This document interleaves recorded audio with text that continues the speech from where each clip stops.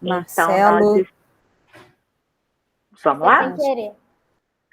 Estamos começando, então, a defesa do trabalho de conclusão de curso da aluna Carolina Domingues Simões Martins, sob a minha orientação e da professora Priscila Oliveira Silva Bonfim. Carol, você tem 30 minutos para fazer sua defesa e após esses 30 minutos a banca também terá seu tempo para fazer as devidas perguntas. Bom, então a partir de agora fica à vontade para compartilhar sua tela e começar sua fala. Tá bom.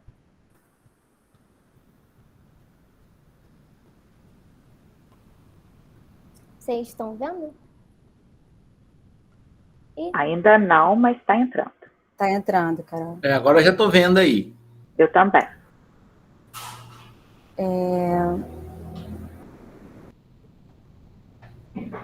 Isso, agora está no modo apresentação, estamos vendo direitinho, Carol. Tá, então, bom, eu vou começar a apresentação do meu trabalho. O tema é aprendizagem matemática, o que a neurociência tem a nos dizer. E meu nome é Carolina e eu fui orientada pela professora Priscila Bonfim e Laila Crissaf. Então, o meu trabalho ele vai passar por 5 capítulos, que começa na introdução, onde a gente vai ver o que é a neuroeducação, o que a neurociência vai nos dizer, né? Como o cérebro aprende e lembra o que aprendeu, que vai ser onde vamos falar sobre as bases neurocientíficas para o aprendizado.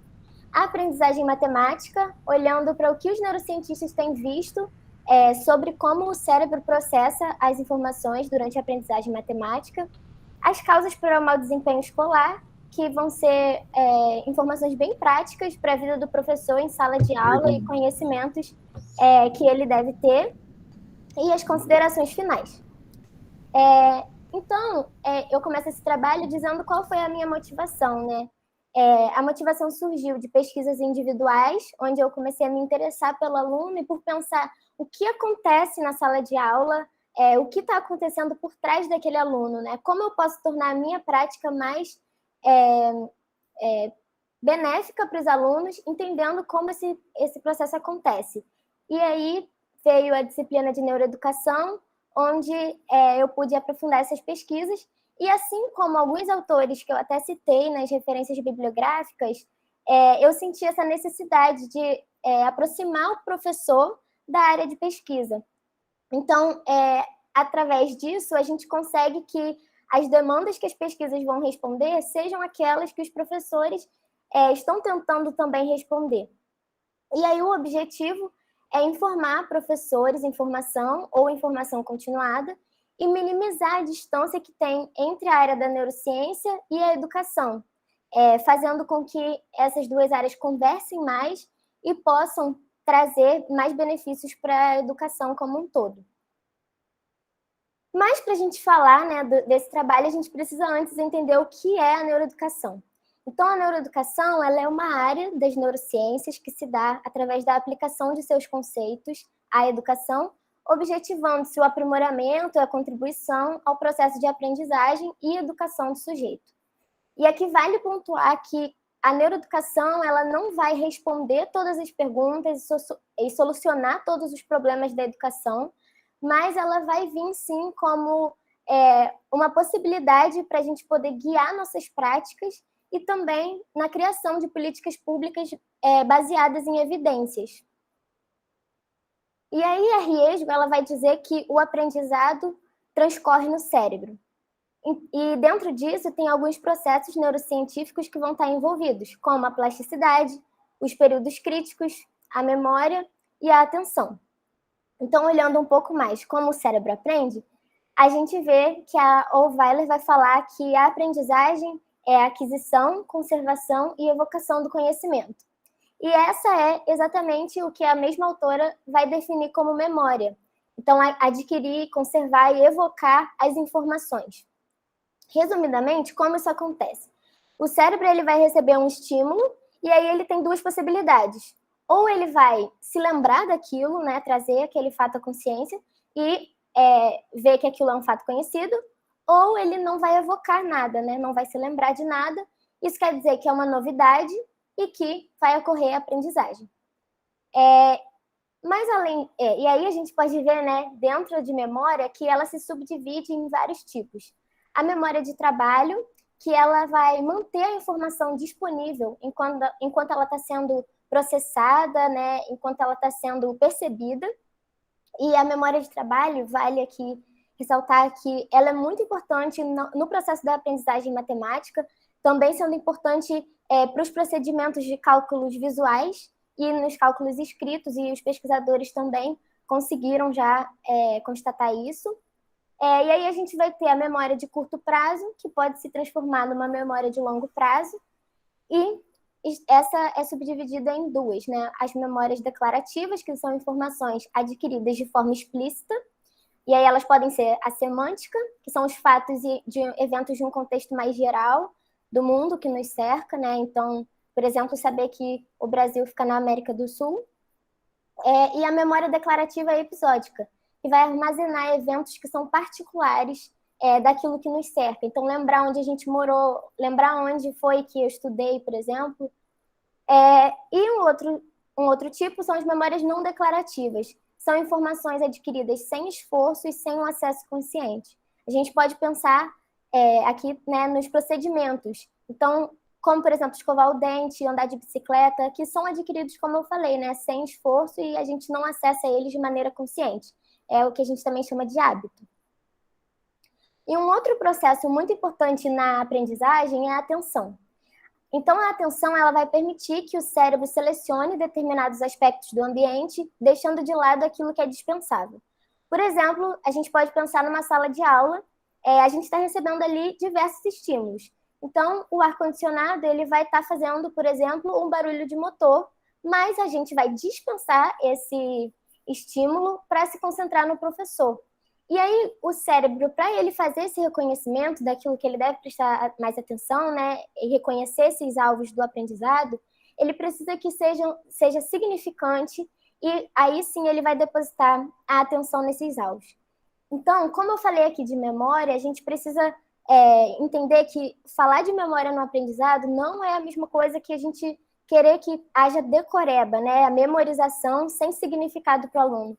Muito pelo contrário, para que isso aconteça é necessário que, sim, o aluno possa se conectar com o conteúdo, que aquilo possa fazer sentido, né? Se associar com o contexto que ele vive, seja agradável, seja significativo para ele. E aí eu faço um destaque aqui para a etnomatemática, que é uma metodologia que ela vai realmente considerar o contexto, a cultura em que o aluno está inserido, para realizar, né, a aprendizagem matemática, o ensino da matemática, e também a importância do aluno ter um papel ativo na sala de aula. Principalmente na matemática, a gente vê muito a presença das aulas expositivas, e isso pode ser algo que não vai trazer para o aluno aquele significado e ajudar ele na atenção, né? Então, é fundamental que o educador tenha em mente que quanto mais interativa, criativa e lúdica uma experiência for na praxis do ensinar, maior a chance de ser aprendida e assim de ser evocada sob a forma de memória, fato este cientificamente comprovado. E aí a gente vai e começa a olhar para a aprendizagem matemática em si. Até o que essa figura aqui expressa, né, é que geralmente a gente tem a crença de que o lado esquerdo do cérebro ele vai processar a matemática e os pensamentos lógicos, e o lado direito vai ser responsável pela criatividade. Mas o que a gente estuda, né, e tem visto é que a gente não pode associar o aprendizado matemático com uma única região. Então, a gente pensar dessa maneira, a gente vai estar desconsiderando as emoções, por exemplo, no processo de aprendizagem, que são muito importantes, vai estar desconsiderando a criatividade para aprender matemática, que também é algo importante, e as emoções, elas são importantes porque a gente não pode fazer essa dicotomia entre o lado racional e o emocional do sujeito. Todos nós vamos guiar a nossa vida, né, também nos aspectos emocionais. Então, a gente precisa entender que não é uma parte específica do cérebro que vai ser a responsável por isso. E isso não sou eu que estou dizendo, alguns neurocientistas têm mostrado e a gente vai ver mais para frente. Então, a visualização na aprendizagem matemática, ela tem sido vista como muito benéfica pensando no desenvolvimento do aluno. Geralmente se tem a crença de que quanto mais avançado, mais abstrata a matemática tem que ser, né? Que a matemática visual é mais para as crianças, e isso, de certa forma, não é o que a gente vai ver aqui nesse trabalho. Na verdade, a visualização ela vai ser vista como importante em todo o processo escolar, para qualquer idade. E é o que a pesquisadora Jo Boaler vai dizer, com base em estudos que ela fez em parceria com neurocientistas. A matemática visual não é importante apenas para alguns alunos, aqueles com dificuldades ou os chamados pensadores visuais. Tampouco é apenas um prelúdio para a parte abstrata. Ela é importante para todos, em todos os níveis. Então, por que isso? Por que é importante a parte visual na matemática?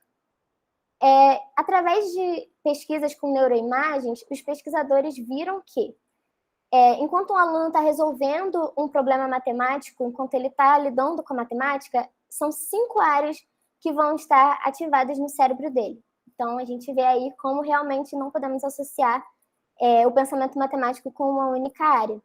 E aqui a gente vê a trajetória visual, porque o que eles viram é que as vias ventral e dorsal, elas vão estar associadas com a visualização na matemática, nesse processo. Então, o que o cérebro faz é processar as informações como símbolos e, em seguida, ele vai processar como quantidades visoespaciais. Então, a aprendizagem matemática ela vai se fundamentar na visualização, e por isso ela é tão importante. E aí, a Jo Boaler vai dizer que convidar as pessoas a pensar visualmente sobre a matemática é uma experiência libertadora, tanto para professores quanto alunos. A matemática é uma matéria multidimensional e os problemas podem ser resolvidos por caminhos numéricos, visuais ou abstratos. E aqui eu trago uma pesquisa que ela realizou, onde a gente pode ver como uma simples conta de 18 vezes 5 foi realizada por esses alunos de diferentes maneiras e de maneira visual. E aí, isso fez com que houvesse o desenvolvimento das áreas envolvidas no pensamento matemático, porque, como a gente viu, a visualização está envolvida diretamente nesse processamento. Também permitiu que os alunos pudessem ser mais criativos, e não só eles serem criativos, mas eles enxergarem a matemática como criativa, real e palpável para eles, como de fato ela é. Isso também permitiu trocas entre os estudantes, que passaram a respeitar e ver que existem diferentes maneiras de buscar resultados e de fazer matemática, e a maior compreensão desses alunos. Então, tudo isso ajudou muito no desempenho deles nas aulas de matemática e mudou a relação deles também em como ver essa disciplina. Mas, quando a gente pensa na aprendizagem matemática, a gente também precisa considerar o estresse que é imposto, né, ao longo de todo o processo. E aí, quando a gente fala de estresse, a gente pode saber que existe o eustress, que vai ser o estresse em níveis moderados e normais, que ele vai fazer com que o indivíduo esteja em estado de alerta, que ele até esteja bem no desempenho dele. Mas, se isso se tornar crônico, se torna o distress, que não é positivo, né? Muito pelo contrário, vai trazer reações ao indivíduo. E aí a gente vê que a criança ou o adolescente que se desenvolve num ambiente estressante enfrentará prejuízo cognitivo, social, interpessoal e emocional. Então, a gente precisa olhar para o estresse e para as possíveis causas de estresse para a gente também contribuir com a aprendizagem do aluno. E nas aulas de matemática, algo que é muito estressante é o erro, né? A relação que as pessoas têm com errar. E o erro ele é visto como algo que é resultado, né, de fracasso, algo negativo, que o aluno ele não deve cometer, ele precisa evitar errar ao longo da aprendizagem. Mas a gente vai ver aqui que esse medo causado pelo erro, na verdade, ele faz com que o aluno se afaste do que é colocado pela Jo Boaler como um ambiente ideal de aprendizagem, que é um ambiente de descoberta, um ambiente de explorar, de ser criativo e de se desafiar, principalmente. Os alunos que costumam errar e ter esse relacionamento com o erro, eles acabam se esquivando, né, e evitando se desafiar nesses processos. Mas aí o que a Carol Dweck vai falar, ela é uma psicóloga, ela vai falar que o sucesso acadêmico ele não pode ser associado unicamente com o desempenho cognitivo, mas também precisa ser avaliado a maneira que a mentalidade desses alunos está. Então, precisa saber as crenças que eles têm a respeito da aprendizagem e da inteligência. E, então, ela fez um estudo, né, dividindo os alunos em 2 tipos de mentalidade. A mentalidade fixa, que é aquela onde o aluno ele entende que a inteligência ela é aquela e pronto. São geralmente os alunos que têm dificuldade com o erro, porque eles entendem que, por exemplo, se errar agora, se forem mal num teste agora, não é possível mais recuperar isso e eles não vão conseguir mudar isso. E os alunos com a mentalidade de crescimento, que são aqueles que acreditam que sim, eles podem, a inteligência ela é maleável ao longo do processo de aprendizagem e errar faz parte, e com isso você aprende depois, se você foi mal hoje, depois você pode melhorar. Então, elas dividiram essa turma, né, em 2 grupos, que foram os da mentalidade fixa e da mentalidade de crescimento. E a gente vê aqui que, expostos ao mesmo professor, ao mesmo material, da mesma escola, com o passar do tempo, os alunos com a mentalidade de crescimento evoluíram suas notas, enquanto os alunos com a mentalidade fixa se mantiveram constantes até certo momento, mas depois diminuíram. Então, qual o papel do professor no meio disso, né? O professor ele precisa ressignificar o erro na sala de aula e ajudar os alunos a entenderem que o erro ele é sim importante para o aprendizado, não só neurocientificamente falando, mas porque faz realmente parte do aprender, né? E fazendo isso, incentivando os alunos nessa mentalidade de crescimento, a gente vai ver resultados como esse que elas viram.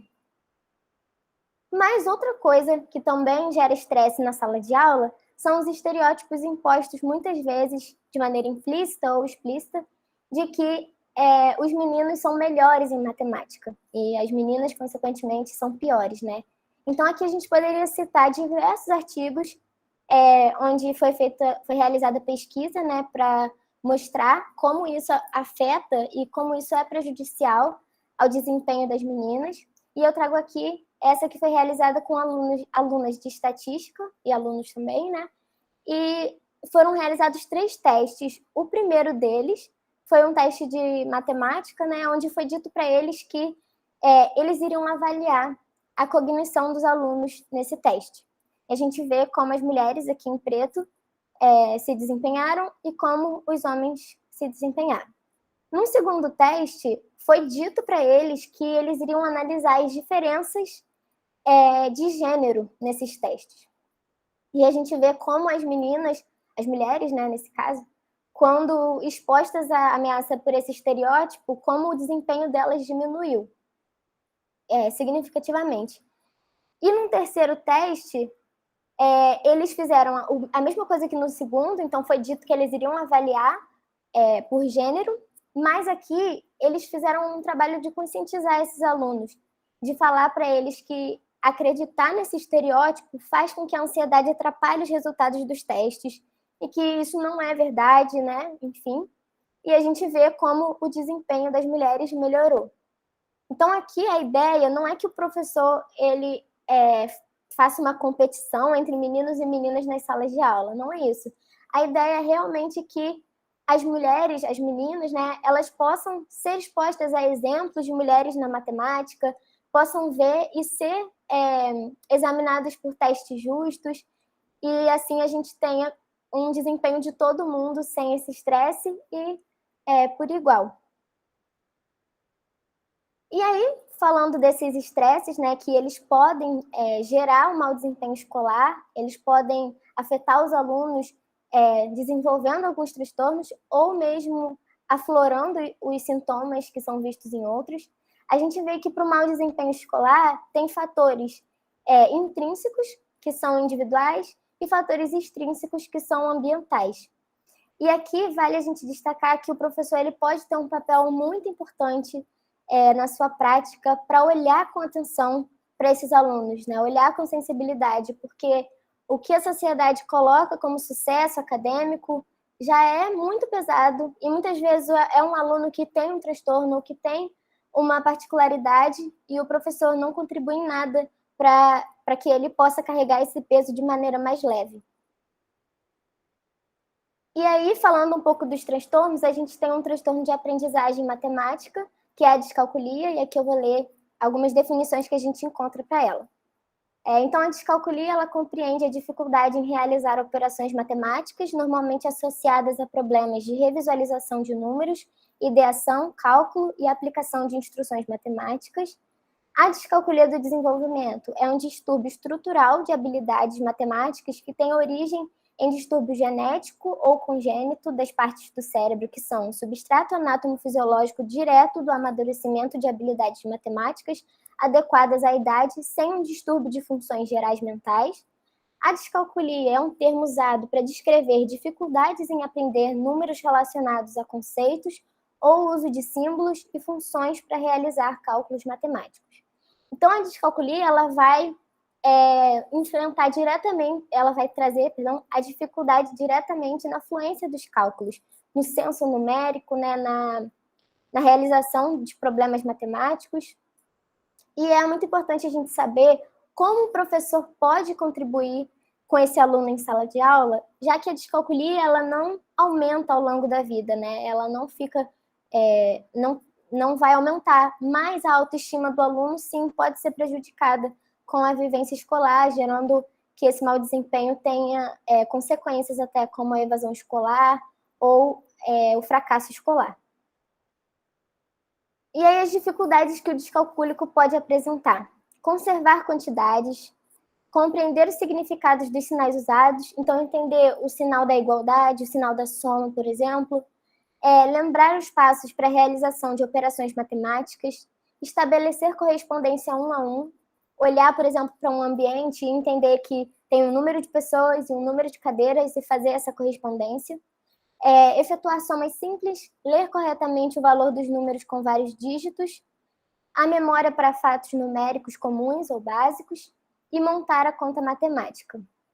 O professor, apesar de não ser quem vai dar o laudo, apesar de não dever diagnosticar o aluno e principalmente não rotular o aluno em sala de aula e se acomodar na dificuldade dele para não buscar alternativas, o professor ele deve estar atento e ele deve observar a sala de aula para que ele possa encaminhar esse aluno para a psicóloga e pedagoga da escola, que vão ser aquelas que vão avaliar, né, e encaminhar esse aluno para um médico e que vai dar o laudo para ele.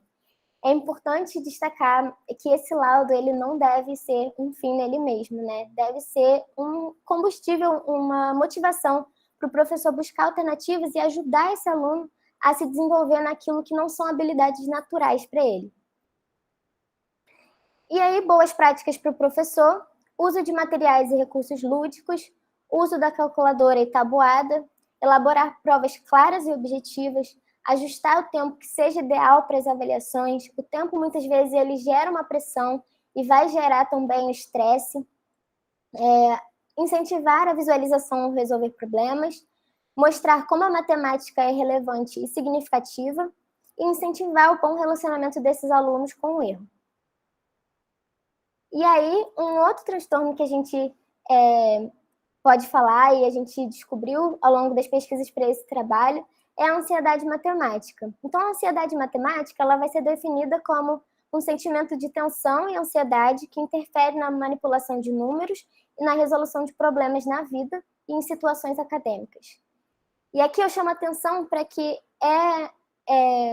ela vai estar presente em problemas na vida. Então, a ansiedade matemática, apesar da gente ver mais na escola, porque é um ambiente onde a gente lida diretamente, né, com a matemática, ela vai estar presente na vida, inclusive de adultos, não necessariamente de crianças ou em pessoas em idade escolar, mas pode interferir também em adultos, como, por exemplo, na hora de lidar com troco ou na hora de realizar a matemática básica sob pressão.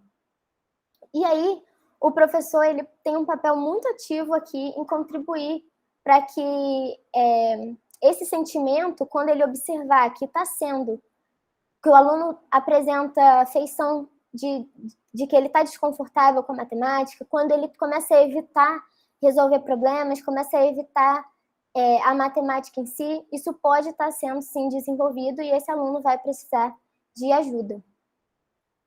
Então, qual é o papel do professor? Encorajar os estudantes, observar a história escolar do indivíduo. Muitas vezes, a ansiedade matemática, ela pode ter vindo de um trauma que esse aluno teve em outra série escolar, de algum dia em que ele se sentiu humilhado em frente à turma, né, numa situação que envolvia matemática. Evitar falas que associam a matemática com um dom. Então, isso é muito comum da gente ver a matemática como algo só para pessoas que são geniais, pessoas que são muito inteligentes. Isso não vem só da escola, né, mas vem também do contexto geral da população de acreditar nisso. E isso afasta mais o aluno, né, que já não se sente inserido ali na matemática e ainda se sente mais distante ainda por achar e acreditar que não tem esse dom.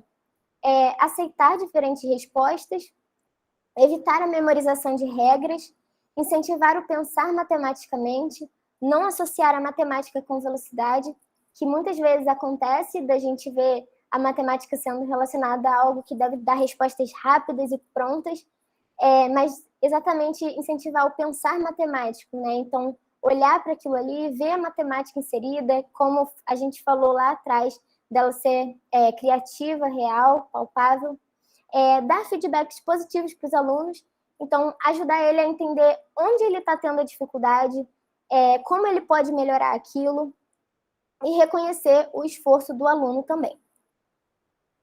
E aqui eu trago uma citação que vai falar exatamente sobre a matemática quando ela está associada à rapidez e à velocidade.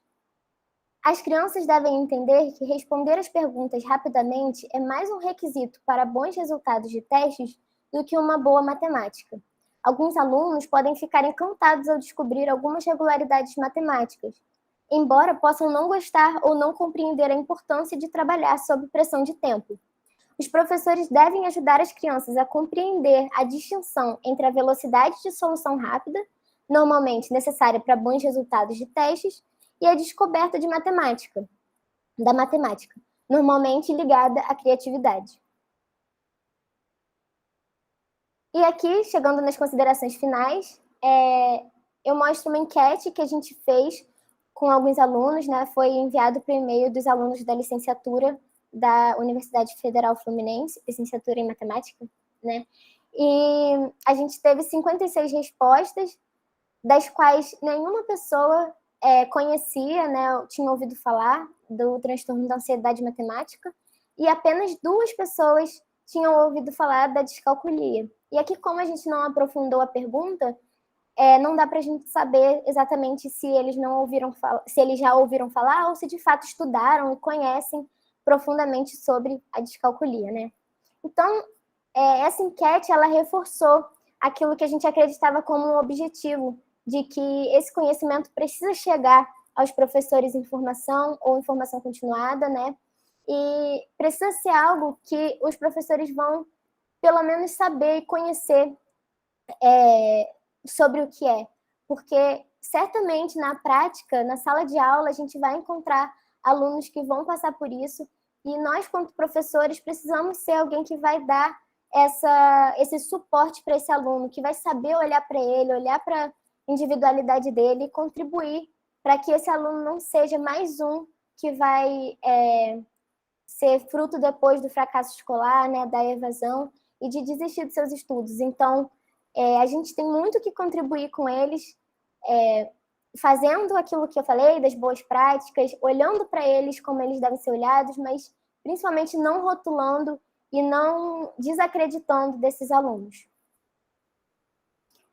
Então, para encerrar, os indivíduos apresentam adversidades, processos e tempo de aprendizagens diferentes.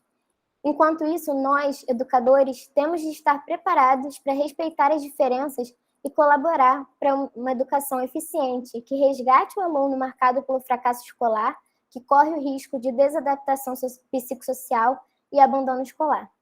Então, como eu falei, né, nós professores temos a oportunidade de ter um papel ativo nisso, e principalmente olhando para essas para esses 2 transtornos que vão ser presentes em sala de aula, porque eles estão relacionados diretamente com a matemática.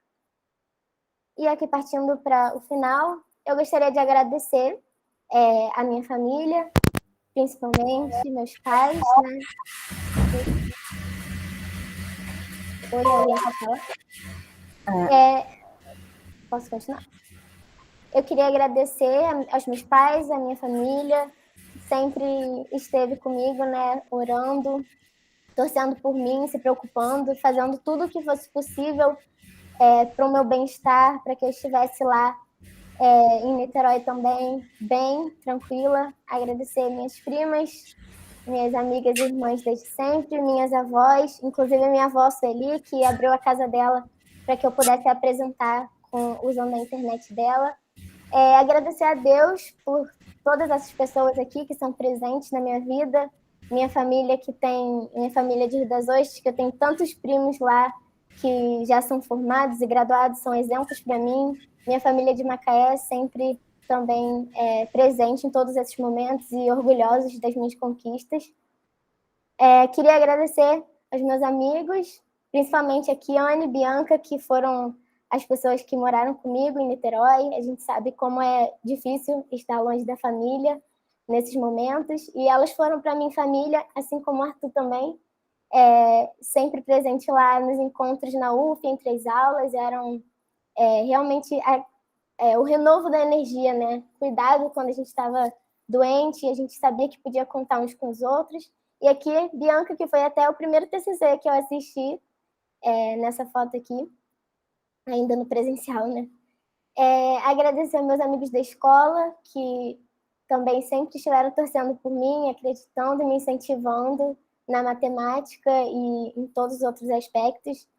Agradecer a Pedro, meu namorado, que está aí torcendo por mim em tudo, todos os momentos, me dando força, fazendo com que eu acredite em mim, às vezes, quando eu não estou acreditando tanto, e torcendo por mim, orgulhoso sempre de tudo. Agradecer meus amigos que estavam aí ansiosos para me prestigiar e participar aqui, orando por mim, me mandando mensagens, encorajando também. Agradecer aos meus amigos da UF que entraram comigo, que vieram aí, fizeram questão de estar presentes. Muito obrigada, gente. Agradecer às meninas, ao Felipe, a Amanda, que sempre me dava carona e se preocupava muito comigo lá em Niterói também. Agradecer a eles por tantos momentos, por a gente não só estudar junto lá, né, mas também se divertir e rir, descontrair dos momentos que são de nervosismo da faculdade.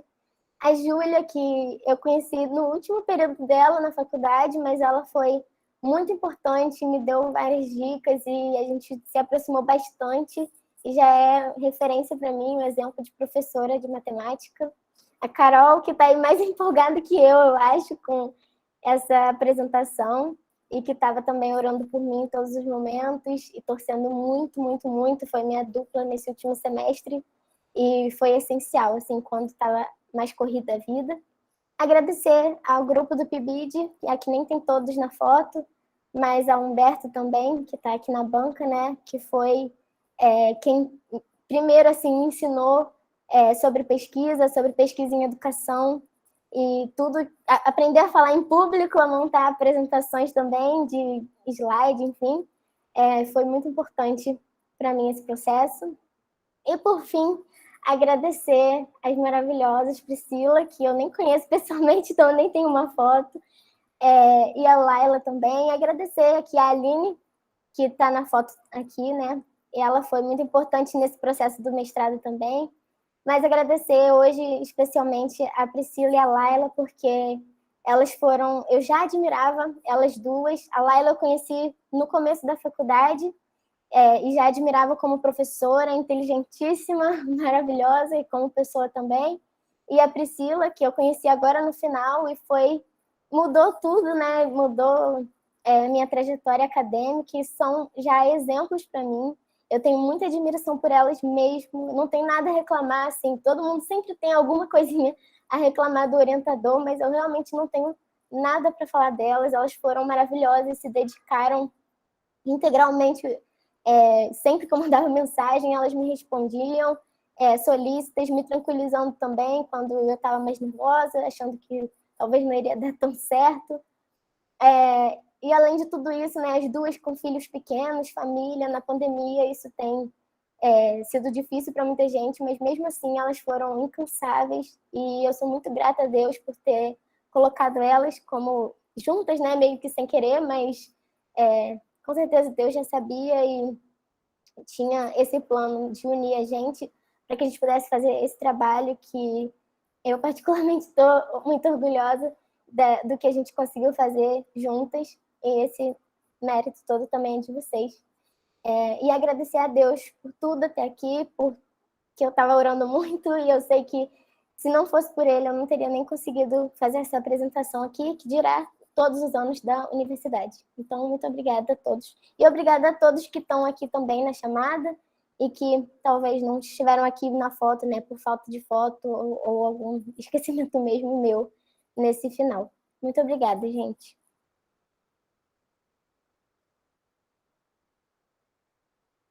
Ai, gente, como é que a gente fala depois disso tudo, né, Priscila? Tá, vamos lá, vamos recompor, voltar, né?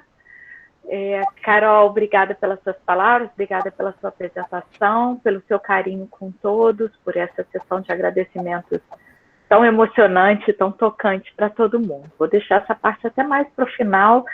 Você foi logo pegar eu, manteiga derretida, juntou com a Priscila, que é mais que eu, e aí, nossa, então, deixa eu passar para uma próxima etapa. Ninguém me avisou que era para ter os lencinhos, né, Miriam? Então, você tá vendo? Eu tenho aqui do lado. Esse grupo me mandou um vídeo para meu aniversário. Ai, como é que eu chorei. Ai, eu também... Laila, só um minuto. Também queria agradecer a Liana por ter participado, aceitado ser da banca e ter dedicado também do tempo dela para ler o trabalho, para me ajudar a aperfeiçoar aí o que for necessário. Obrigada. Então, vamos passar para a nossa próxima etapa, que é a parte das falas da banca. Então, primeiramente, eu quero agradecer em meu nome, em nome da Priscila, a participação da banca, na figura da professora Liana da UERJ, o professor Humberto, nosso colega lá do Instituto de Matemática e Estatística. E na matemática, a gente tem o costume de começar pela pessoa que está mais longe. Então, por mais que hoje nós estamos nos reunindo virtualmente, eu vou seguir essa nossa tradição e vou começar, então, Humberto, com a fala da Liana, tá? Porque a Liana é lá da UERJ, então eu gostaria de agradecer a Liana e abrir um espaço para suas ponderações, perguntas e o que você achar necessário. Gente, estou vendo minha internet picotar aqui. Primeiro, eu que queria agradecer o convite, eu estou muito feliz de estar aqui, muito feliz com o trabalho. Na verdade, vou te dizer que foi impactante para mim ver você, da matemática, falar com tanta propriedade do cérebro, sobre emoções. Então, assim, olha, eu estou até arrepiada. Você me emocionou no final, me emocionou com a sua apresentação. Você apresenta super bem, você é muito didática, você é muito clara. A maneira que você escreve, eu li tudo ontem, né? E leria mais, estava até falando com a Priscila, ela vai dormir, menina, e eu queria ler mais sobre. Então, é um trabalho muito importante. No intuito assim, do que eu li, o que eu vou passar para você é mais no intuito de aprimorar o seu trabalho, porque eu acho que ele precisa ser divulgado, eu acho que outros estudantes precisam ler esse trabalho. E também queria deixar assim, bem claro para você que tudo que você mostrou no seu trabalho vai muito de acordo, né, com o que eu já conversei com a Priscila sobre que eu trabalho com neurociência e emoção. E os achados de neurociência e emoção estão muito de acordo com o que você vem trazendo aqui, né? De que numa sala de aula é muito importante que a gente gere no ambiente pistas de segurança, porque a gente já sabe que o cérebro, né, ele tem uma capacidade de detectar, né, de forma constante e ininterrupta pistas de ameaça e pistas de segurança. Então, a gente tem que tem que ter isso em mente de quando a gente vai para a sala, quando a gente vai dar aula para os nossos alunos, de maneira automática, eles estão buscando pistas de segurança, né? E que o aprendizado ele funciona muito melhor num contexto de segurança e num contexto de cooperação. Isso a neurociência do afeto está mostrando. Você conseguiu demonstrar isso no seu trabalho. Então, eu só tenho que te parabenizar os orientadores, as orientadoras, né? E dizer que eu estou muito orgulhosa, estou muito feliz. Meu irmão é matemático, está fazendo doutorado aí na UF, vou encaminhar para ele, né? Então, assim, é um trabalho super importante, tá? Então, eu não vou ter muitas. E na verdade, eu queria ouvir de você, a Priscila já adiantou um pouco, como começou essa paixão pela neurociência, além de ser pela aula da Pri, né? Que eu sei que foi agora pela aula da Pri. Mas como que foi o gatilho que fez você querer juntar? Tá. Na verdade, eu cresci já sempre conversando sobre educação com minha mãe, com minha tia. E a gente sempre falava sobre isso, e minha mãe sempre falava, você tem que ler. Minha mãe é fono, então ela já tinha estudado um pouco, e ela sempre falava que eu tinha que ler os livros, só que eu não era muito de ler, não. Então eu sempre falava, mãe, deixa. Tem muita coisa na faculdade, nunca dava muita importância, né? Mas porque ela achava que tinha a ver com os questionamentos que eu levantava, assim, e com as nossas conversas, né? E aí, quando começou a quarentena, a UF ficou sem aula, eu não tinha absolutamente nada para fazer. Eu falei, vou ler o livro que minha mãe tem em casa. E eu comecei a ler e achar aquilo fantástico, e aquilo foi me despertando, assim, por que a gente não vê isso nunca? Por que a gente não aprende sobre isso? A gente vai ser professor e tal. E aí eu fui, junto com minha prima, que está até aqui, a gente foi pesquisar as matérias para a gente pegar quando voltasse da pandemia, né? E eu achei, por acaso, essa matéria de neuroeducação. E eu falei, vou tentar. Não sei, né, se pode. Aí até... Eu acho que isso, na verdade, a pandemia nem tinha começado. Sei lá, agora eu me confundi. Mas eu falei com o coordenador que era da época, que era o Vanderlei, e perguntei se podia fazer essa matéria, porque às vezes tem isso, né, da matéria não ser do curso, ou sei lá. E ele falou que ele ia fazer de algum jeito que pudesse abrir para mim. Aí eu entrei na matéria e lá, de certa forma, foi um choque, né, porque era bem biológico o comecinho, assim, da matéria, mas eu estava achando aquilo maravilhoso mesmo assim, e aquilo foi, à medida que eu ia lendo mais, e mais eu fui gostando ainda mais. E aí, no final, eu mandei mensagem para Priscila, que foi até, ela falou no começo, né, um pouco, eu mandei nem achando que ela ia se candidatar para apresentar, até porque eu não sabia que podia orientador que não fosse do próprio instituto. Mas aí ela se mostrou ali interessada, e eu também estava. As ideias que ela tinha iam muito de encontro com aquilo que eu pensava, né, que eu acreditava. E aí foi assim que surgiu. E quanto mais a gente foi lendo, no começo a gente até começou meio achando que tinha pouca coisa, né? E a gente foi descobrindo, né, Priscila? Um mundo gigante que poderia ter de possibilidades, e a gente foi ajustando com aquilo que a gente estava querendo, né, falar para o professor de matemática, unindo com a neurociência. Acho que foi isso. Ótimo. Então, agora eu vou falar um pouco. Na verdade, eu vou falar um pouco mais, que eu acho que poderia ficar ainda melhor, né, com algumas sugestões, a parte da atenção, tá? Uhum. Deixa eu ir lá. Por quê? Por que que eu foquei um pouco ali na parte da atenção? Porque para a matemática, a memória de trabalho, né, é muito importante. Então, eu acho que se a gente colocar ali algumas coisas, vai dar uma clareada ainda maior para o professor da matemática. Então, é Uhum. mais ou menos nesse sentido, tá? Então, peraí, deixa eu ir lá na página, acho que é a página 22, Tá. tá? Por que também? Porque lá na UF, nós temos uma professora chamada Isabel, e ela trabalhou com memória de trabalho. Então, ela tem uns trabalhos assim super interessantes com memória de trabalho, que eu acho que vale a pena citar aqui. Uhum. Então, é mais ou menos nesse sentido que eu vou te dar essa sugestão. Espera aí.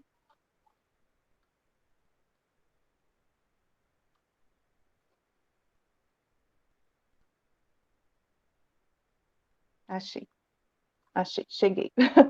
Bom, então, na página 22, quando você começa a falar de atenção, da importância da atenção, a primeira coisa que eu queria falar para você é que, para você, porque quem trabalha com atenção, isso é um conceito, né, que todo mundo coloca, assim. Então, é mais nesse sentido, você citar também a definição de atenção do Posner, tá?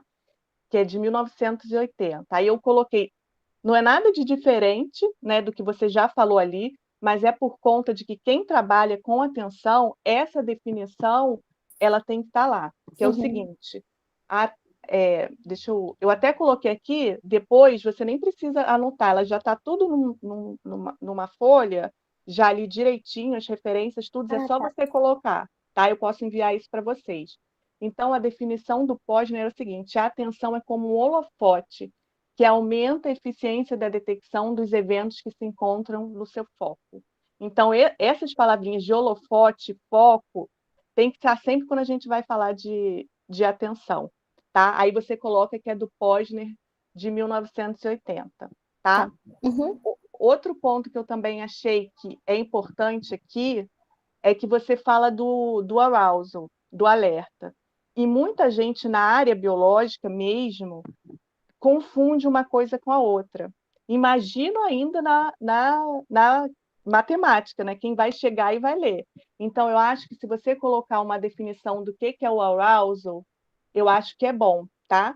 E aí você Tá. botar que se refere ao estado fisiológico e psicológico global do organismo. Por quê? Porque a gente vai ter atenção independente do nível do arousal, certo? Então, Uhum. a gente vai ter foco de atenção independente do arousal, só para você dar uma definição do que é esse arousal, tá? Tá.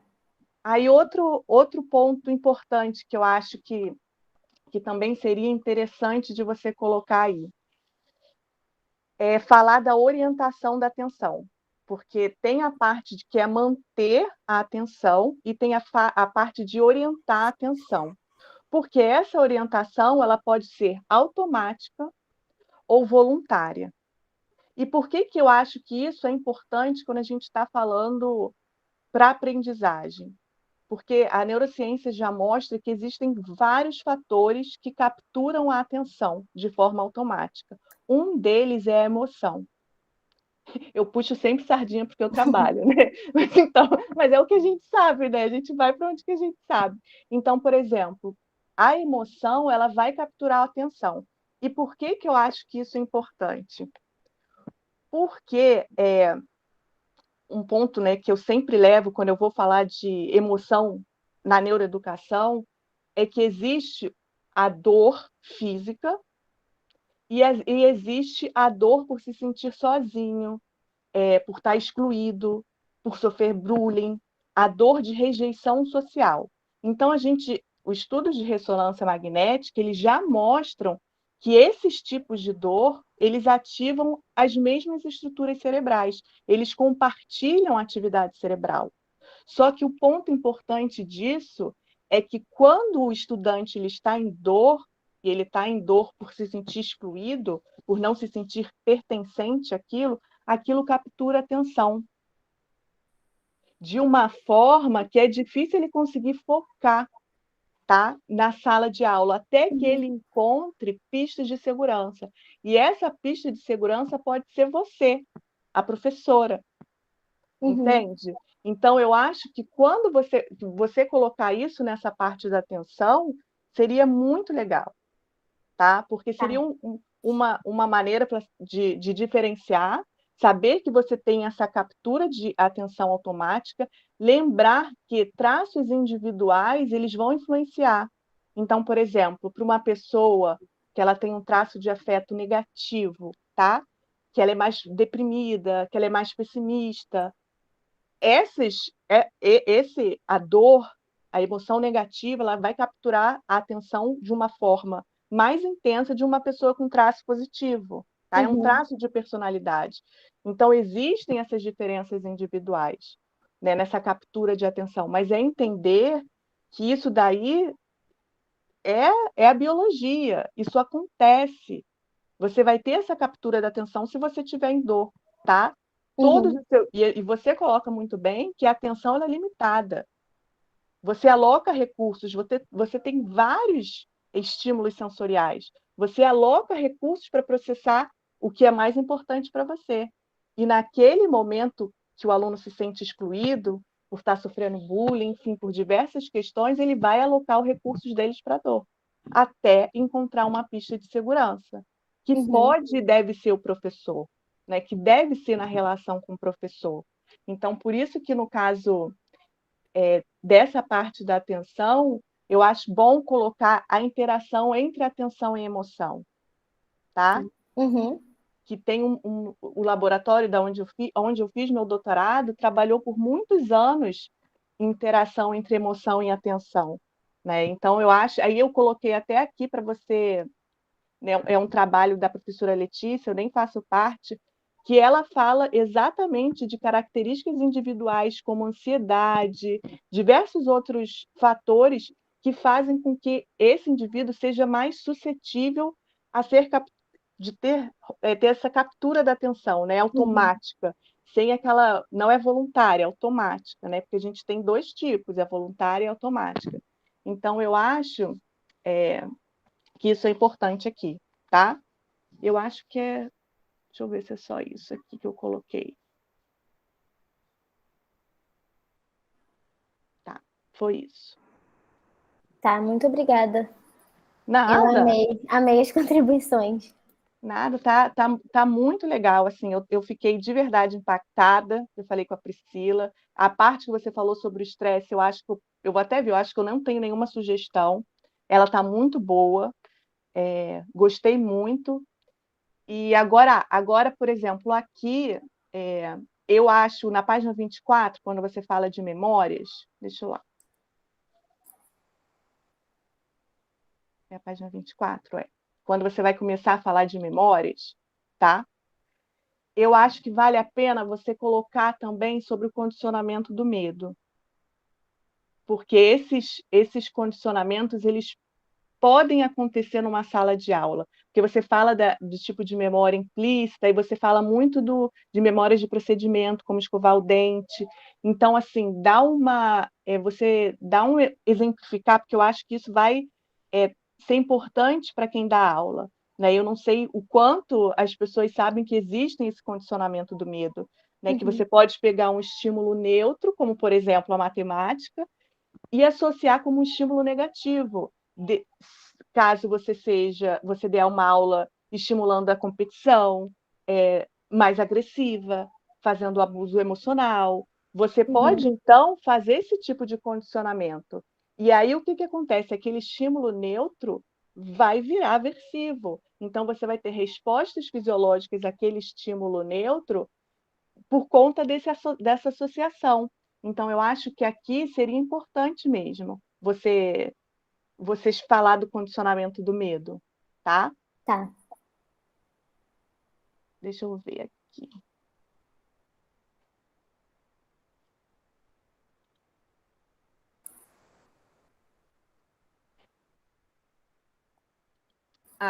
E aqui, acho que agora a gente chegou na... Deixa eu ver se tem mais alguma coisa. Então, aqui a gente chegou na memória de trabalho, né? E a memória de trabalho, eu acho que é um ponto muito importante, né, na matemática. E aqui eu queria falar que desse conceito que você colocou de 1974, tem um modelo mais recente, que é um modelo que a gente utiliza lá nas teses e dissertações do laboratório. Então, ele é um modelo que ele, na verdade, não é diferente desse modelo. É um modelo que foi aprimorado. Pegou esse Uhum. modelo que você citou aqui e colocou mais um componente, tá? Uhum.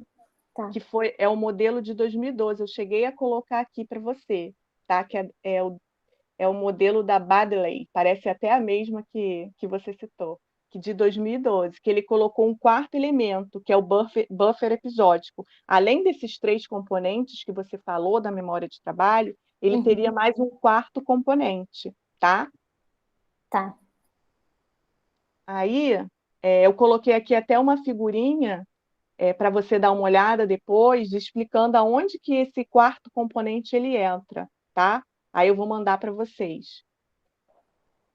Aí aqui também uma coisa que a gente sempre fala quando a gente fala da memória de trabalho é de uma neurocientista bem importante que trabalha com memória de trabalho, que é a Patrícia Goldman Hack. Ela é super famosa nessa área e ela faz aquela metáfora do quadro negro. E eu acho assim, quando a gente vai explicar para os alunos de memória de trabalho, quando você dá aquela metáfora, que ela funciona como se fosse um quadro negro, que você colocaria ali as informações para fazer a tarefa e depois você tiraria ali. E que esse quadro negro é limitado, você não pode colocar várias coisas ali. Uhum. E essa capacidade de armazenar, ela é individual. Isso, e aí eu acho que isso é um ponto importante. Essa capacidade de armazenamento na memória de trabalho, ela é individual e ela é influenciada por traço. Então, eu acho que o professor que tenha um entendimento disso, né, é importante saber que cada indivíduo ele tem uma capacidade na memória de trabalho e diversos fatores eles vão influenciar na memória de trabalho. E aí eu coloquei aqui para você citar esses 2 artigos, que é o seguinte, que é também sobre memória de trabalho, e é interessante, o primeiro ponto, é interessante porque mostra que o traço de afeto positivo, ele afeta a capacidade de memória de trabalho. Então, as pessoas armazenam mais na memória de trabalho e tem um padrão do EEG, que é eletroencefalografia, diferente, tá? Então, eu acho que e aí você já mostra um traço influenciando na capacidade, na memória de trabalho. E o segundo trabalho que eu também coloquei é que o estado emocional negativo ele vai reduzir a capacidade da memória de trabalho. Isso é fundamental, porque se você tem os alunos ali com estado emocional negativo, não adianta. Ele vai estar com prejuízo na memória de trabalho. Tá? E aí é esse detalhe da emoção que seria legal de você colocar ali, tá? Uhum. Então, o estado emocional negativo e quem vai se influenciar, quem é o mais vulnerável para quem tem esse estado emocional negativo? Aí é justamente quem tem alto traço de ansiedade. E por que não? A ansiedade matemática. Sim, falava sobre isso quando eu li sobre ansiedade matemática. Não tem no artigo, porque esse artigo não teve não quantificou a ansiedade matemática, né? Aham. Quantificou a ansiedade. Então, mas por que a gente não pode extrapolar, né? Aí uma extrapolação, quem sabe fazer até um experimento pensando que a ansiedade matemática pode reduzir a capacidade de memória de trabalho, Uhum. né? Isso é um trabalho, Pri, esse é um trabalho super interessante, você mostrar isso. Porque tudo que tem mostrado até o momento não tem a ver com matemática, né? No sentido desses transtornos. É ansiedade, é traço de afeto negativo, mas se você for olhar, por exemplo, exatamente para esses problemas da matemática que você trouxe para cá, mostrar que isso tem um efeito cerebral, gente, olha, prevejo artigos assim Eu com alto fator de impacto. no que eu li um artigo de 2020 mesmo, da Irene Mamarello, o nome dela, ela fala sobre isso, associando as duas coisas. Não aprofunda, mas ela comenta da memória de trabalho na ansiedade matemática, que é afetada, sim. Então pode ser É, interessante mesmo para a gente investigar mais pontualmente, né? é. Bom, aí outro ponto importante que eu ia colocar aqui, já está acabando, gente. Deixa eu ver aqui.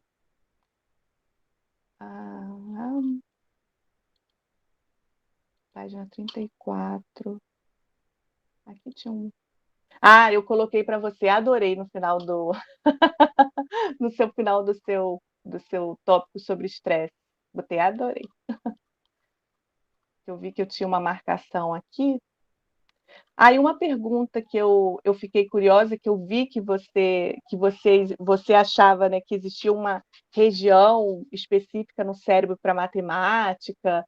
Eu vi que era essa sua ideia, né, de que o hemisfério esquerdo. Como é que você se sentiu ao estudar e perceber que, na verdade, é uma rede, né? Eu achei incrível, assim, quando eu li, né, e ver sobre essas evidências, por exemplo, da visualização, para mim foi muito surpreendente. Eu tinha essas crenças, como eu citei, né, que muitas pessoas têm, de que quanto mais abstrato, melhor, né, Inclusive, essa da visualização ser para crianças ou para abstrato também era uma crença sua. Sim, eu gostava mais quando tinha visualização, mas eu achava que eu estava, entre aspas, errada, né? Que tinha que ser mais abstrato. Então, tudo isso foi interessante de descobrir, assim, despertou ainda mais minha curiosidade por essa parte. Muito legal.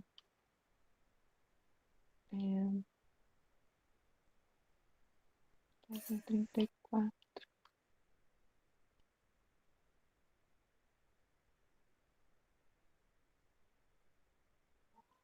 Na página 34, eu só queria que você, porque você colocou aqui o trabalho da Moser, tá vendo? Você colocou lá no começo que foi o uso de ressonância magnética. E aí, quando você descreve o trabalho, você fala porque isso aqui que você descreve, que é a positividade do erro, é uma ERP, é um EEG. Então, é só porque são duas técnicas diferentes, né? Ressonância magnética funcional e eletroencefalografia. É só para depois você conferir se é ressonância ou se é EEG, tá? Porque aí, se for EEG, porque o que acontece? Alguns trabalhos utilizam as duas técnicas, EEG e ressonância, mas é muito raro, né? É difícil você usar as duas técnicas. E como você fez a descrição de um ERP, que é um potencial relacionado ao evento, é só você checar se é EEG ou se é ressonância, tá? E o outro ponto, que eu, assim, aí é só detalhe mesmo. Eu não sei se eu perdi, porque sabe como é que é ler. Ontem eu li, depois de ter dado 3 horas de aula, não ter gravado minha aula, falei até para a Priscila. Eu tinha que gravar, que foi aula síncrona, dei 3 horas. Não fui ao vivo para o YouTube, não gravei. Aí, depois que os alunos saíram, eu fui gravar. Fiquei falando 1h30 com mute no telefone. Aí, depois, eu fui falar de novo mais 1h30, tirei o mute, não dei a aula toda, dei só a parte 1. Então, às vezes, eu não percebi alguma coisa. Por exemplo, você chegou a definir o que é etnomatemática? Porque eu não sabia. Eu fui saber na sua apresentação. Porque talvez para vocês isso é muito, muito trivial, mas para quem não trabalha com isso, eu não sabia o que era. Eu falei assim, etnomatemática. Eu cheguei, olhei alguma coisa no Google, joguei no Google, falei, o que é isso? Aí eu joguei, aí apareceu, aí depois você apresentou, falou, explicou melhor o que era, mas eu vi várias vezes, né, você trazendo a etnomatemática e eu não vi a explicação. Aí só você dá uma explicada muito de leve para pessoas, né, de outras áreas como eu, para saber o que é, tá? Tá bom. Outra coisa que eu fiquei aí foi curiosidade mesmo. Quando você começa a falar da descalculia, eu não conhecia, vou ser bem sincera, olha que eu trabalho com transtornos mentais, né? Com ressonância, e eu não conhecia. E eu queria saber se existe uma escala, porque eu vi que quando você fala do transtorno de ansiedade, ansiedade matemática, você coloca ali uma escala. E quando a gente faz pesquisas e investiga isso, a gente utiliza muito escala para aferir sintomas, né? E aí eu queria saber se para descalculia tem isso. Eu não tô lembrando agora se... A Pri está falando que não. Eu acho que não. Pelo menos eu não, no que eu li, assim, eu não vi, não. Não sei se Priscila quer complementar. Então, Liana, a gente leu muito, muito. Eu não vi, assim, nenhuma escala definida, não. Não me lembro. Não me lembro. Porque aí já fica mais difícil, por exemplo, de estudar isso na pesquisa, né? Porque quando a gente vê, assim, a gente praticamente usa muito escala, né? E aí eu estava pensando, por exemplo, não sei o que você vai fazer no seu mestrado, depois eu queria até saber, né, quais os seus objetivos no mestrado, mas se for esses transtornos, a gente usa muito escala. Eu fiquei, será que não tem? Né? Fiquei na dúvida. E aí, outro ponto, para finalizar, falta mais duas só. Não estou no tempo ainda, né, gente?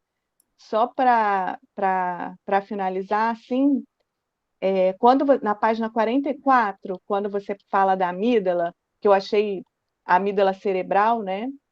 Eu achei bem interessante de estar mais ativo na ansiedade matemática, porque é uma estrutura, e aqui eu só para você acrescentar, que é uma estrutura que ela está super envolvida na percepção da ameaça.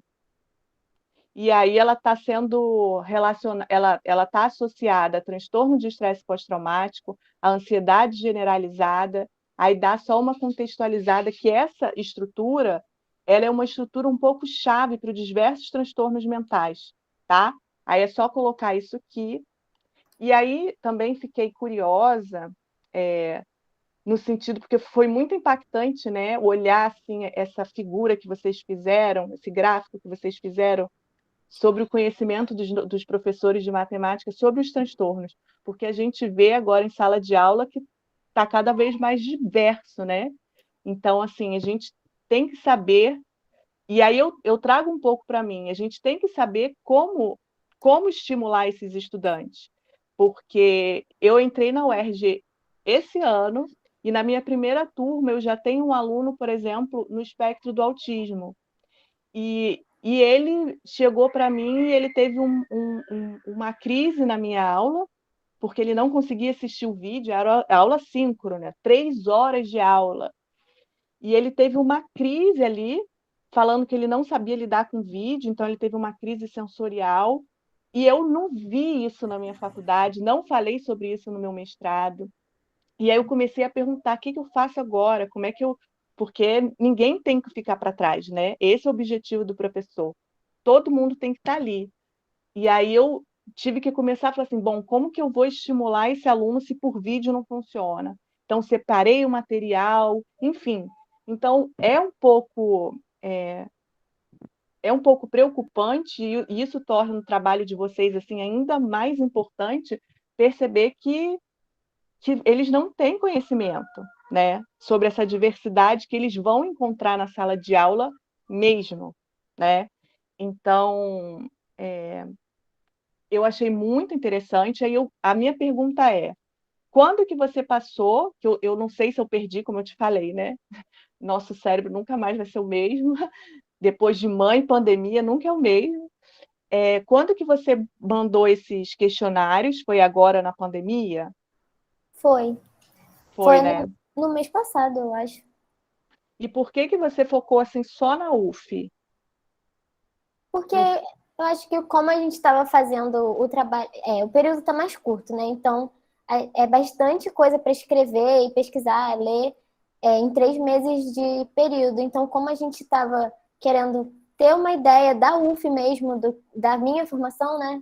De que, por exemplo, eu me interessei por isso, mas eu não foi porque eu encontrei isso na minha formação. Então, a gente focou mesmo na UF, eu acho, mais por questão de tempo, assim, de fazer isso de maneira mais rápida, indo nesse período que está mais curto do remoto. Tá. E um outro ponto, assim, só em termos de curiosidade mesmo, você chegou a falar ali que você mandou para muito mais gente, né? Só para ter uma ideia, quantos mais ou menos receberam esse formulário? E Laila, você sabe? Eu acredito que cerca de 500 pessoas receberam, mas a gente também não tinha muito tempo, a gente resolveu fazer isso, já estava bem no final do período, então a gente não teve muito tempo de trabalhar, de insistir, de pedir, então eu acho que umas 500 pessoas receberam e aí a gente teve 56 respostas. E a UF era o lugar mais prático, para a gente ter acesso a essa lista de e-mails e conseguir chegar mais rápido nesse aluno.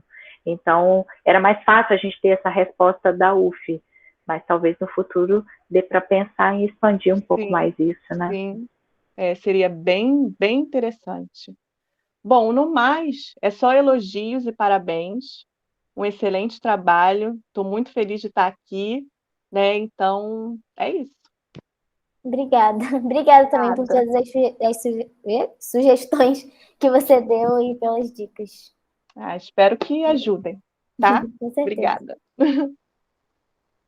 Muito obrigada, Liana. As suas questões, apesar de eu não ser da área da neurociência e você ter falado muito mais sobre ela, me pareceu muito, muito pertinentes e mesmo eu não sendo da área, eu acho que eu consegui compreender tudo que você falou. Então, eu gostei muito da sua fala. Muito obrigada. Eu não sei se a Priscila quer complementar alguma coisa agora ou se ela prefere deixar para o final. Final? Tá joia. Então, vamos passar para o nosso próximo professor convidado, meu querido amigo, professor Humberto Bortolossi. Tão feliz de ter você aqui conosco. Então, tenha a sua palavra, faça as suas considerações, por favor. Você está mutado, Humberto. Bem, boa tarde a todos e a todas, né? Então, eu começo agradecendo o convite, né? Da Laira, da Carol, né? Por participar aqui. Eu tenho interesse nisso, né? Na questão da matemática e neurociência. Eu tenho, na medida do possível, tentado sensibilizar a comunidade matemática de estreitar essa comunicação entre matemática e neurociência. Eu fiz até um meme, né? Então, uma montanha com os neurocientistas, uma outra montanha com as licenciaturas em matemática, e aí a neurociência dando dicas importantes e as licenciaturas estão surdas para isso, né? Então, eu tenho, na medida do possível, tentado sensibilizar a comunidade matemática da necessidade desse diálogo, né? Que o pessoal do ensino de matemática vai ganhar muito.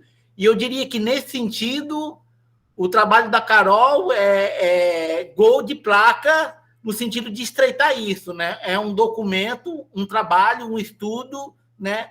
Trazendo para o professor de matemática, para o interessado em geral, sobre essas questões, né? Da neurociência no ensino, em particular no ensino da matemática. Então, assim, eu li o texto, tá assim, bem redondinho, né? Tá super redondinho. As observações que eu tenho é também no sentido de agregar, né? De acrescentar.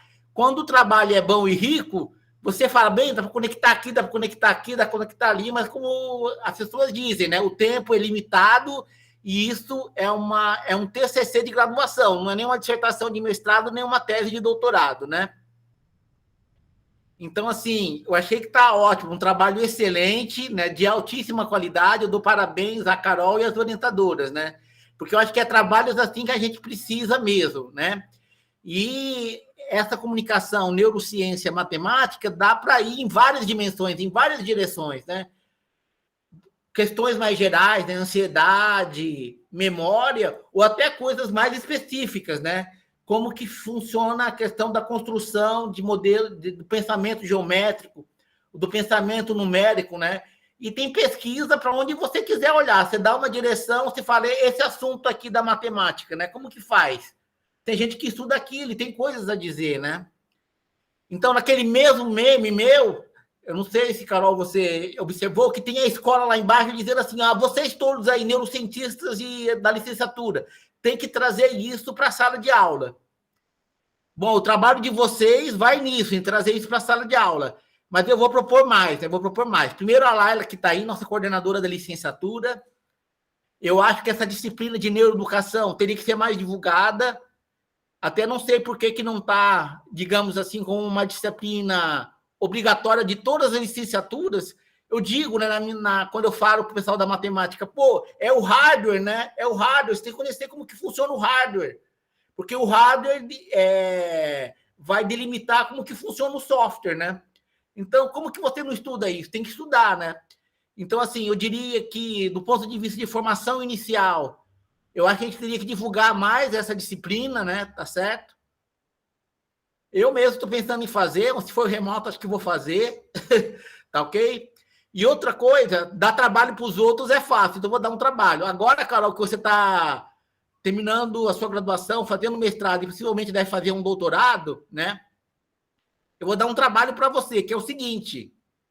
Eu acho que no Jornal do Dá Licença, eu posso conversar com o Vanderlei e com o Matias, poderia ter lá uma seção chamada Cantinho da Neurociência, onde você poderia escrever artigos curtinhos, explicando de forma acessível para o professor essas questões que você, né, detectou no seu estudo. E mais ainda, você está virando profissional, né? Aí você fala, poxa, saiu esse artigo bacana, né? Com esse resultado interessante. Saiu lá no Google Acadêmico, recebi um e-mail de alerta. eu acho que vale a pena falar para o professor da escola básica o que esse estudo trata, né? E por que isso é importante para o professor de matemática. Então, eu acho que para estreitar ainda mais essa comunicação entre escola básica e neurociência, olha, seria ótimo, estou dando trabalho, né? Tá certo? De ter lá uma sessão no Jornal da Licença chamado Cantinho da Neurociência. E aí você usa as suas conexões. Você pode chamar um professor ou outro professor para escrever um parágrafo ou dois sobre um determinado assunto, né? De repente você fala, tem essa professora ali que é especialista nesse assunto. Será que ela não poderia escrever um parágrafo ou dois, né? Lá para o Jornal da Licença? Eu acho que seria ótimo, né? Ganharia e seria uma maneira de estreitar de novo, né?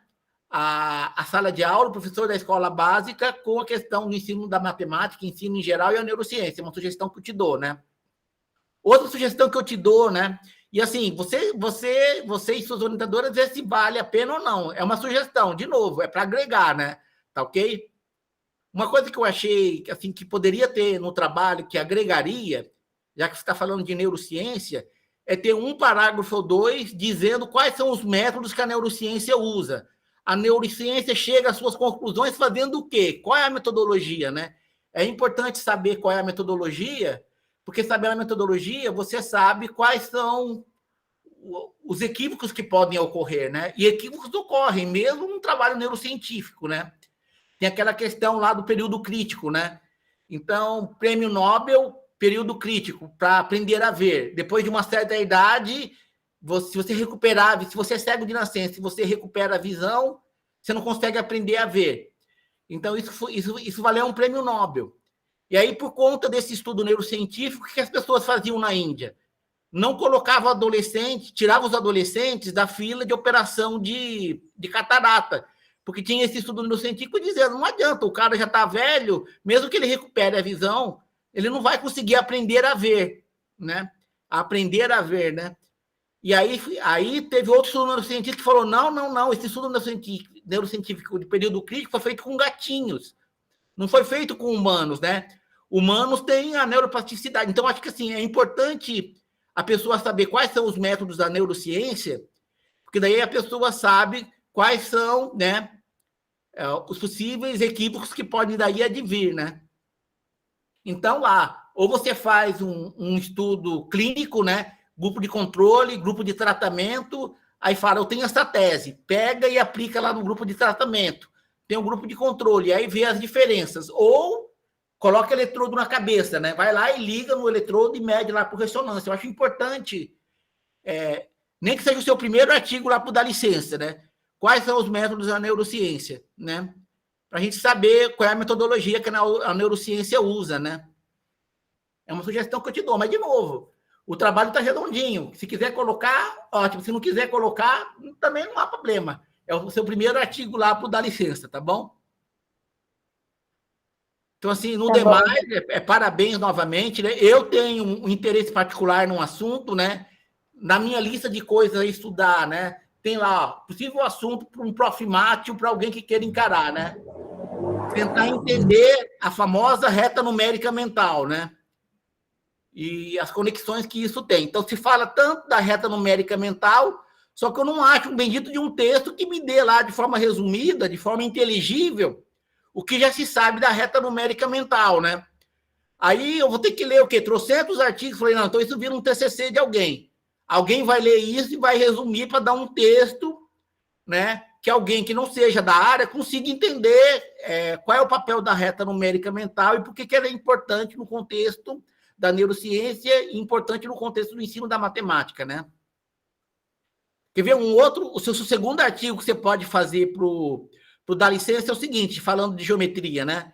Eu já li em vários lugares que dizem assim, quem que é melhor em matemática, né? Menino ou menina? Tem a questão de geometria espacial. Dizem que, em geral, meninos são melhores em questões de geometria espacial, em visualização, do que as meninas. Pelo menos isso é um senso comum que eu costumo ler nos textos aí, né? Então, será que isso é mito ou é verdade, né? Então... nas minhas pesquisas agora, para escrever, até li sobre isso, que tem muita relação com o fato dos brinquedos na infância, né? Que as meninas não são muito incentivadas a brincar com, por exemplo, blocos de montagem. e coisas assim, que os meninos são mais incentivados, né, construir coisas e tudo mais. E como esses brinquedos com blocos e esses brinquedinhos mesmo normais de conectar um no outro, né, e montar, como eles são importantes para o pensamento geométrico espacial depois. Então também tem essa relação. Beleza. O assunto é riquíssimo, né? O assunto é riquíssimo. Você pode pegar qualquer tema e ir naquela direção que é interessantíssimo. Frações, né? A neurociência do ensino de frações. Pô, tem um monte de trabalhos com resultados sobre isso, né? As conexões de você aprender frações e como que isso se reflete no futuro. Então, é um assunto riquíssimo, né? Então, tem trabalho para muitos TCCs, né? Lá ele Priscila podem considerar orientar outras pessoas nessa área, né? Acho que o ensino da matemática agradece, porque a gente precisa estreitar mais isso mesmo, né? Tá ok? Então, dar parabéns novamente, e era isso que eu tinha para dizer, né? Valeu, parabéns. Obrigada, Humberto. Humberto gosta tanto, né, de me passar trabalho desde o PIBID, já me deixou um monte aqui. Fiquei feliz de você trazer a mentalidade de crescimento, né? A questão do erro, coisa que a gente discutiu lá no PIBID, né? Sim, verdade. Então é isso aí, obrigado. Laila, eu devolvo a palavra para você. Obrigada, Humberto. Muito feliz de ter você aqui. Eu sempre soube desse seu interesse. Então, desde o primeiro instante que a Carol e a Priscila me convidaram para fazer parte desse projeto, eu sabia que você tinha que estar aqui com a gente. Eu sabia que você ia gostar muito. E coloca aí na sua lista que a gente vai encontrar um aluno desse do Profmat ou de algum da graduação para a gente fazer esse TCC. Vamos trazer a Priscila e vamos fazer esse TCC aí da reta numérica, que eu gostei muito disso, viu? Vamos botar aqui na nossa lista para a gente procurar os alunos. Vou fazer um evento com os alunos para a gente apresentar alguns temas, para alunos que não têm tema para fazer TCC1. Então, você está convidado para convocar um aluno para a gente. Vamos lá. Beleza. Tá? Vamos lá. Obrigada aí pela sua participação. A Priscila, quer falar? Vamos lá, né? Na verdade, assim, eu quero agradecer, né? Eu acho que eu só posso agradecer aqui as contribuições da Liana, que eu tinha certeza que ia trazer essa questão das emoções, assim, no final, né, Carol, que a gente foi colocar essa parte da atenção, e aí a Carol, Liana, queria fazer um capítulo, eu falei, Carol, não dá mais tempo, a gente precisa entregar com mais tempo para a banca ler. Depois eu tenho certeza que a Liana vai dar muitas ideias se a gente melhora, porque, assim, realmente a gente está nesse momento confuso. Eu tinha certeza, Humberto, que você ia vibrar com esse trabalho, que você ia trazer ideias, né, de coisas que a gente também pudesse fazer, só pelo que eu ouvi Laila e Carolina falar de você, né? E aí, quando eu vi sua foto no e-mail, que, na verdade, eu reconheci você, que eu já te vi ali no campus, né, algumas vezes, mas não sabia que você era o Humberto, né? E estou muito feliz que você possa estar aqui com a gente. Eu queria muito, desde que a gente começou a organizar esse trabalho, a gente queria que a gente tivesse na banca um neurocientista e um matemático, né, cientista, para a gente poder discutir. Esse é o primeiro trabalho, né, da neurociência e da matemática onde eu me meti.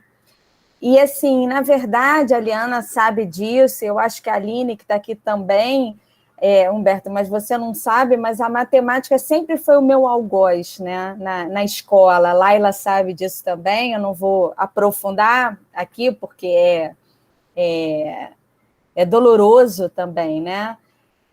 Mas a matemática, quando a Carolina apareceu para mim com essa história, eu me lembro que eu falei assim para o meu marido, Felipe, eu vou fazer uma loucura.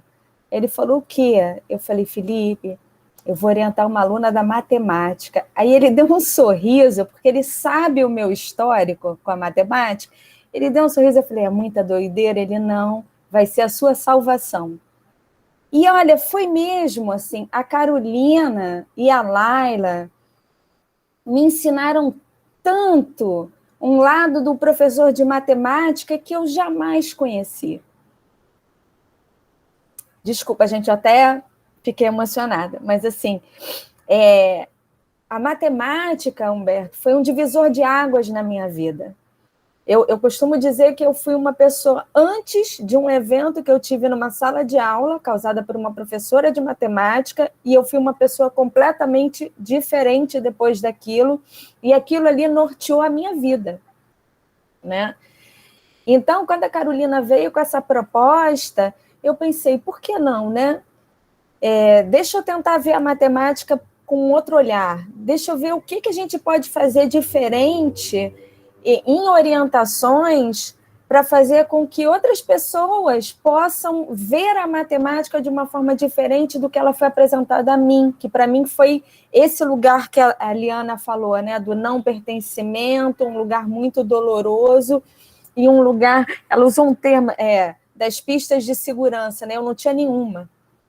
Então, e aí acabou, eu acho que eu só não evadi a escola porque isso não me seria permitido de maneira nenhuma pela família que eu tinha, mas talvez se eu estivesse numa classe social ainda muito inferior a onde eu me encontrava, certamente esse teria sido meu destino por conta desse episódio que eu passei em sala de aula.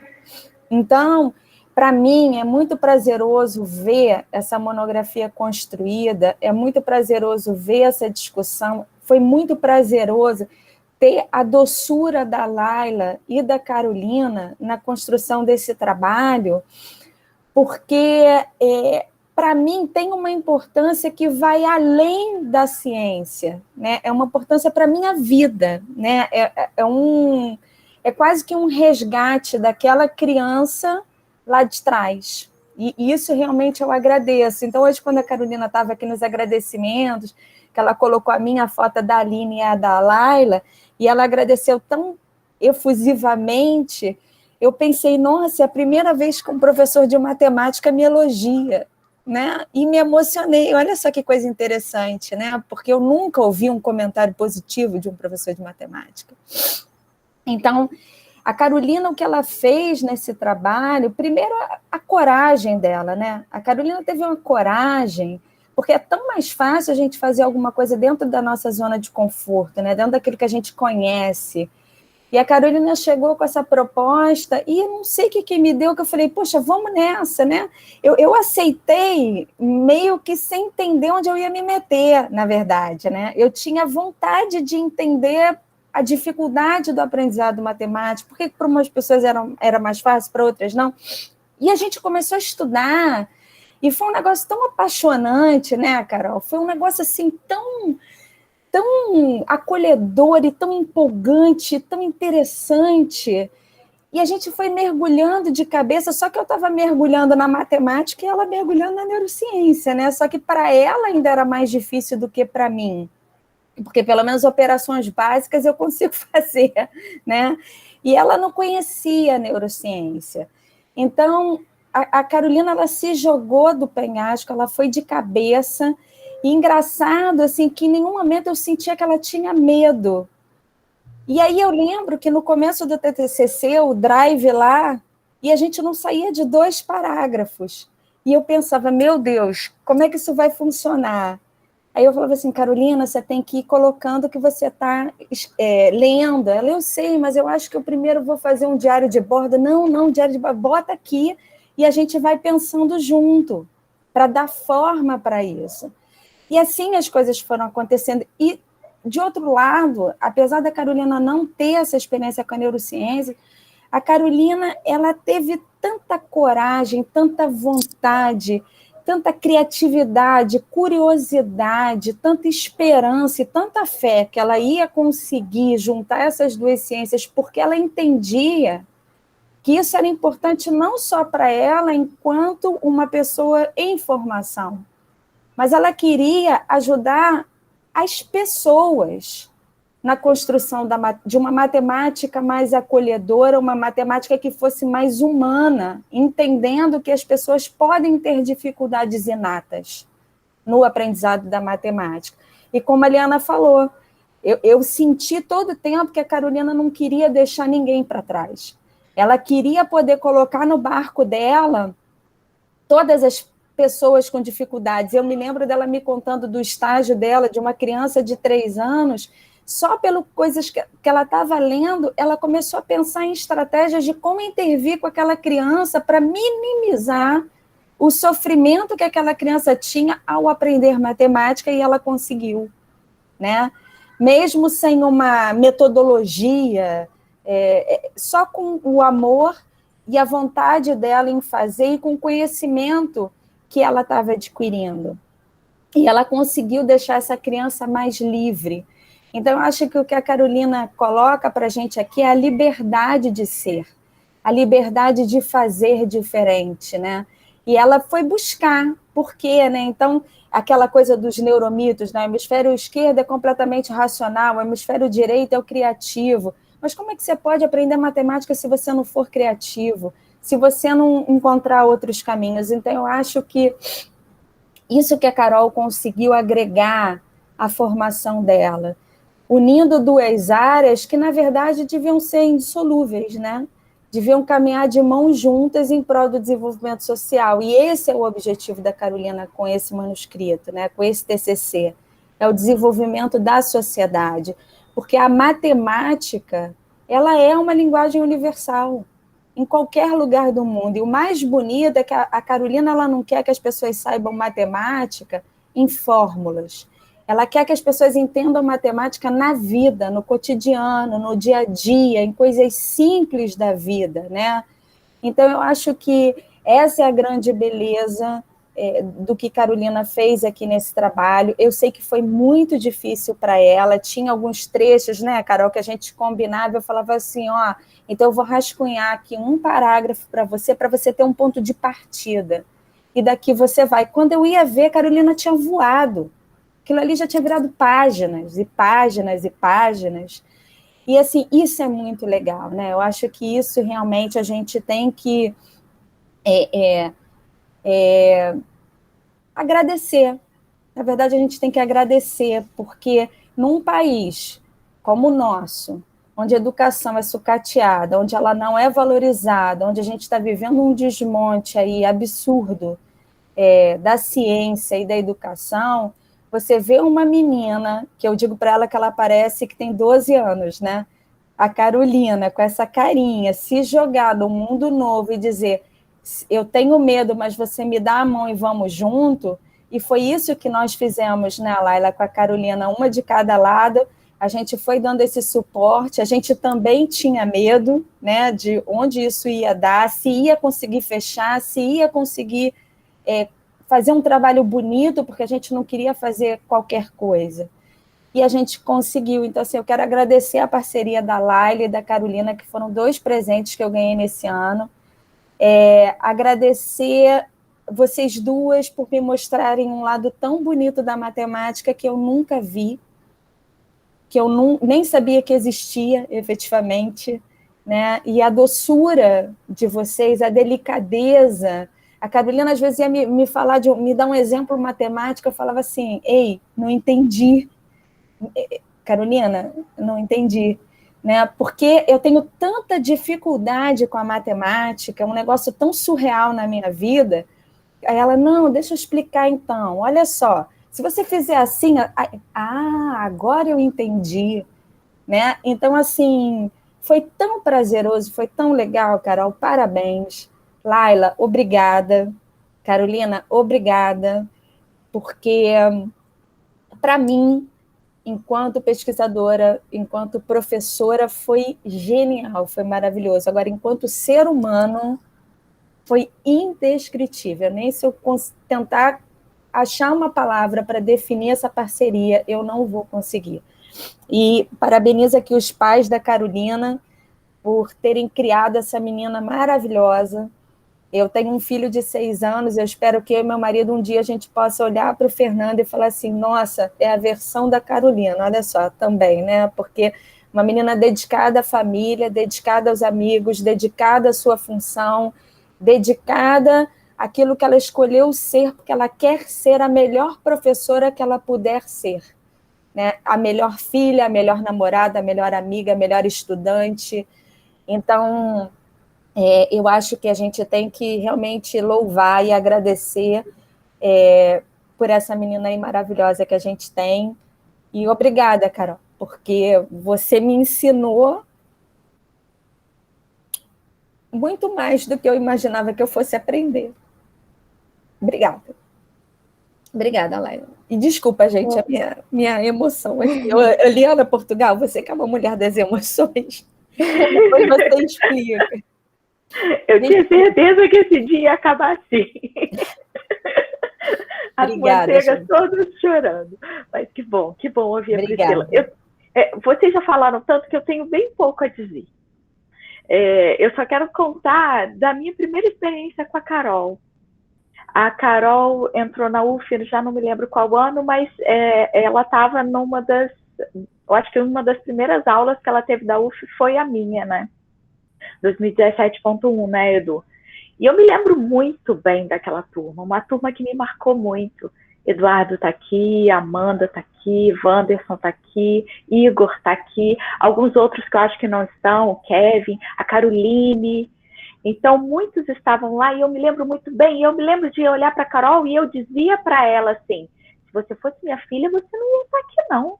Você é uma criança. O que você está fazendo aqui?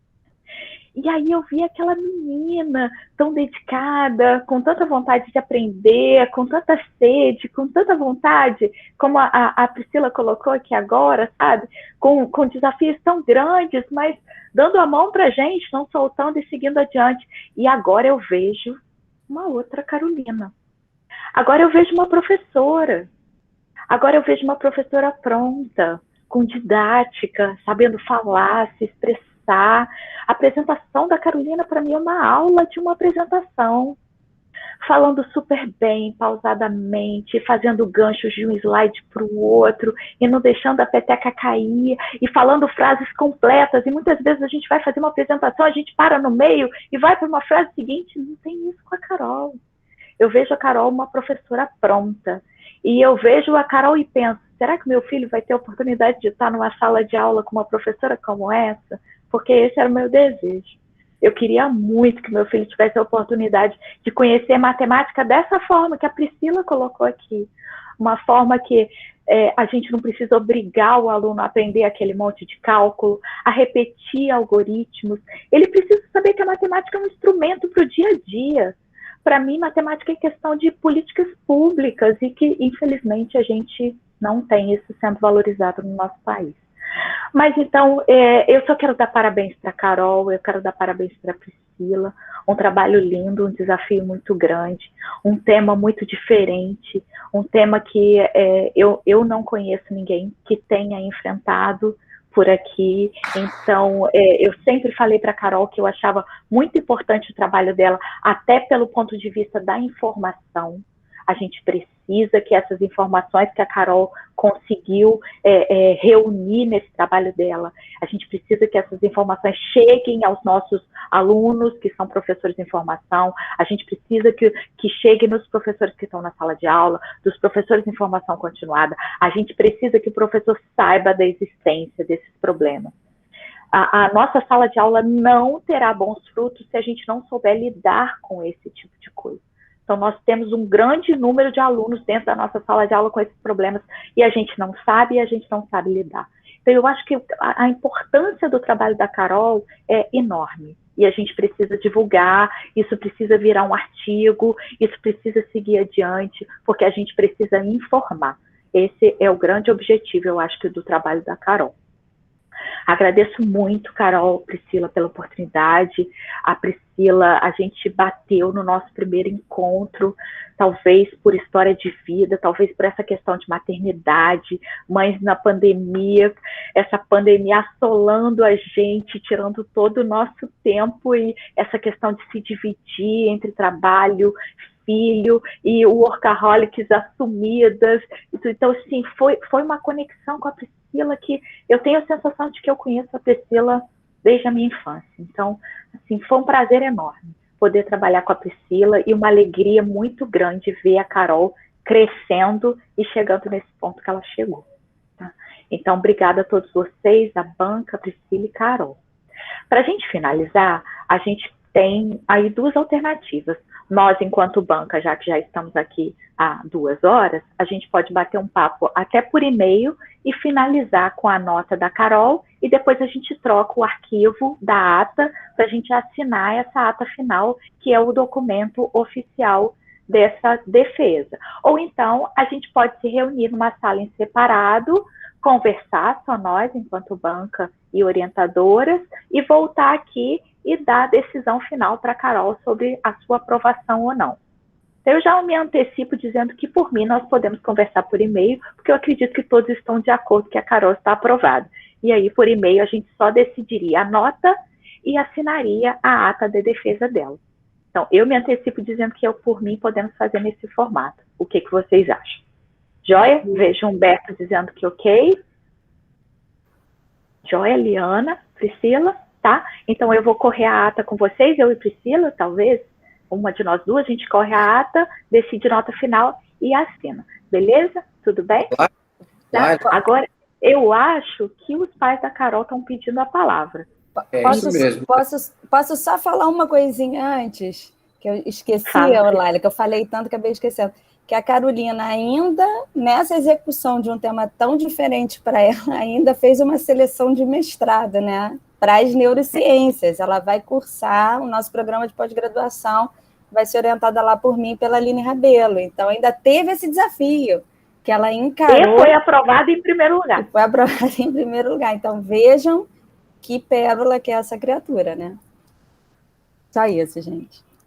Eu acho que os pais da Carol queriam falar rapidamente. Sim, a gente pode falar? Pode deixar aqui rapidamente, sim. A gente tem que aproveitar esse momento e realmente honrar quem a gente deve honrar. A gente crê que Deus, em primeiro lugar, acima de tudo, a gente tem que agradecer Ele pela vida da Carolina, mas também a gente aprende que a gente não vive sem as outras pessoas, né? Onde a gente lê que o amor de Deus tem que estar acima de tudo, também diz que a gente tem que amar ao próximo como a gente ama a gente mesmo, né?